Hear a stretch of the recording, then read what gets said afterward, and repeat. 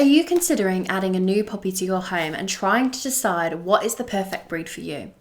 Well, in this video, we're going to look at two similar sized breeds that might make the ideal family companion: the English Bulldog and the Maltese.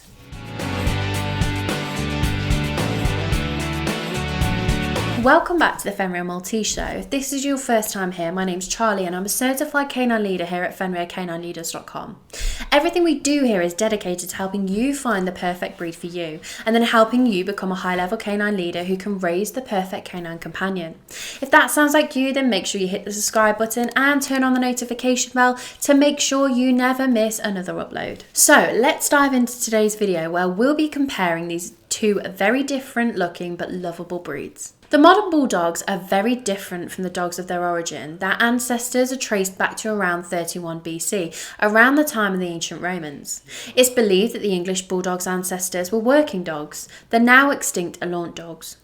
They were two types of Alaunt dogs. The English bulldog that we know today derived from one of these, the bulldog Alaunt. The bulldog Alaunt were described to have been heavy-set and wide, with a strong jaw and broad mouth.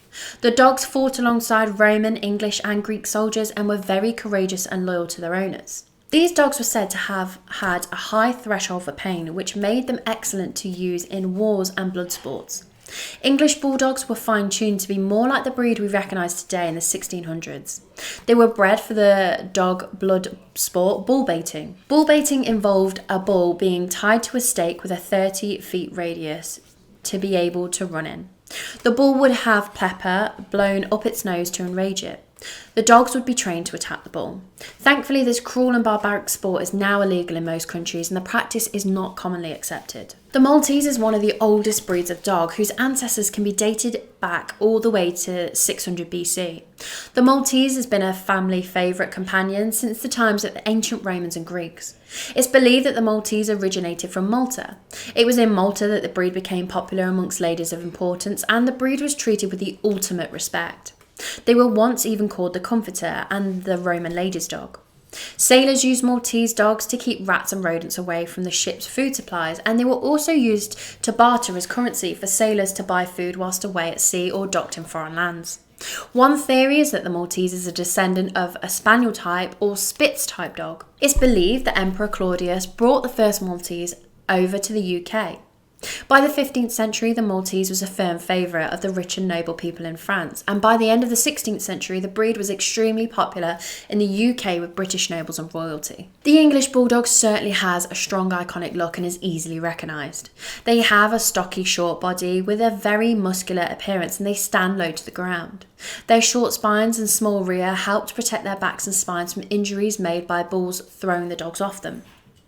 Their wrinkles on their face actually served a purpose during their time at war and bull baiting. The wrinkles meant that blood and sweat would travel through the folds in their skin instead of getting in their eyes, nose and mouth.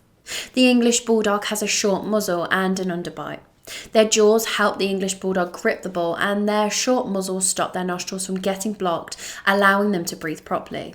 Their underbite also allowed them to help grip the bull better. The English Bulldog has a short coat and they can come in many colours, including brindle, red, white fawn, white and variations of the colours together. The colour merle is not an accepted colour in the UK or US, and this is because the M gene that creates the merle colour is linked to many health issues within the English Bulldog breed.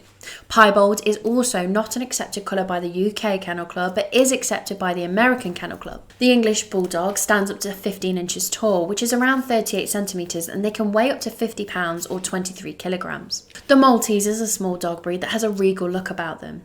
The Maltese has a coat that falls all the way to the floor. Their fur is long, straight and a pure white colour. However, lemon coloured markings are accepted by the kennel clubs. The Maltese did once come in a range of colours, but these colours no longer exist and the only colour available now is a white Maltese. Maltese do not have an undercoat, which means they don't shed much fur.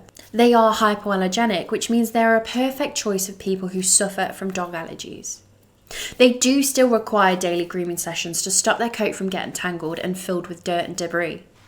The Maltese is one of the smallest toy breeds. They stand up to a height of 10 inches, which is around 24 centimetres, and weigh up to 8 pounds or 4 kilograms.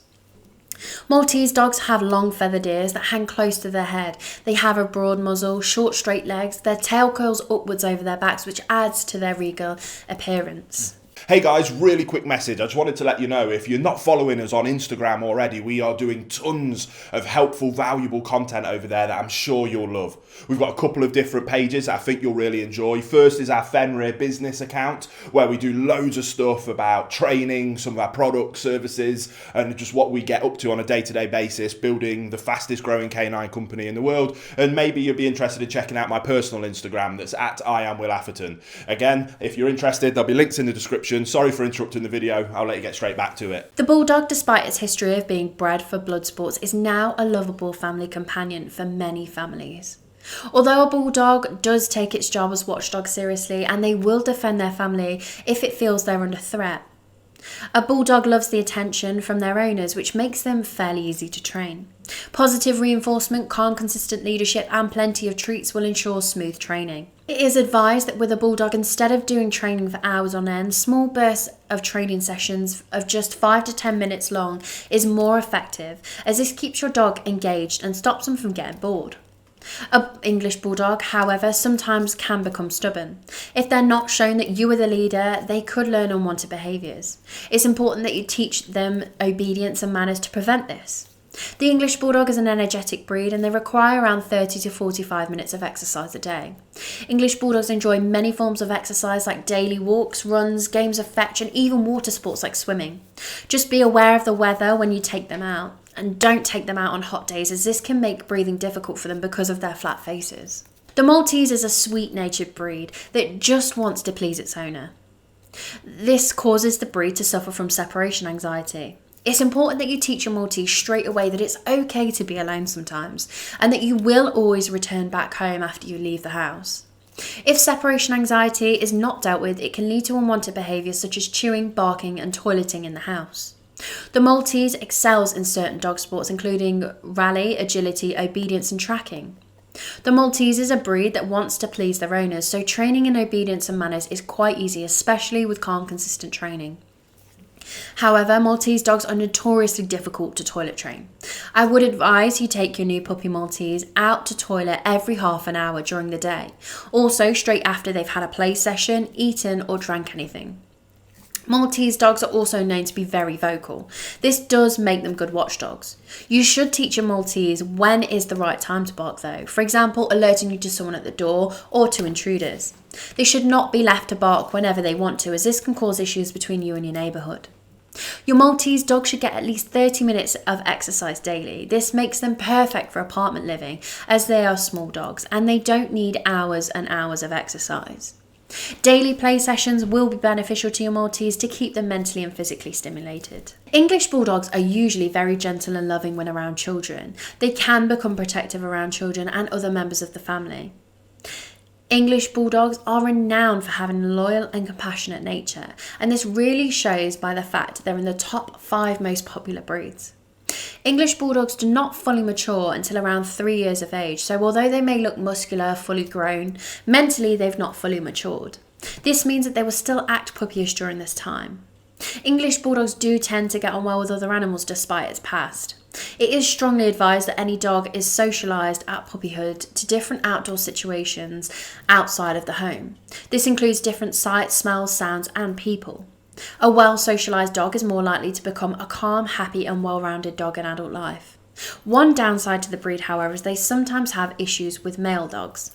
It's generally a good idea to never leave your English Bulldog alone with any children or small pets like cats, as accidents can happen.